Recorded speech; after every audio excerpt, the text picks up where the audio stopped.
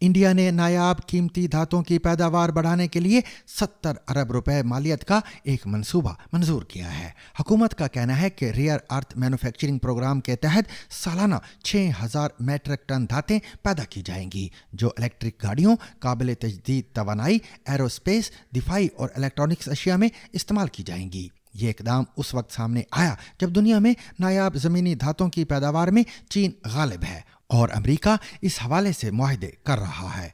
नायाब ज़मीनी मकनातीस जो नियोडिमियम, प्रासियोडिमियम और डिस्प्रोसियम के मुरक्कब से बनते हैं, electric Motors, generators, hard disk drivers, MRI machines, headphone और दीगर टेक्नोलॉजी मसनूआत में इस्तेमाल होते हैं। मंसूबे के तहत कानकनी, रिफाइनिंग, धातों को पिघलाना, सेंटरिंग और मैग्नाफाइंग के मराहल के जरिए नायाब धातों से मजबूत मकनातीस तैयार किए जाएंगे। इनका मकसद इंडिया को नायाब धातों में खुद कफील बनाना और आलमी मार्केट में अहम मुकाम हासिल करना है।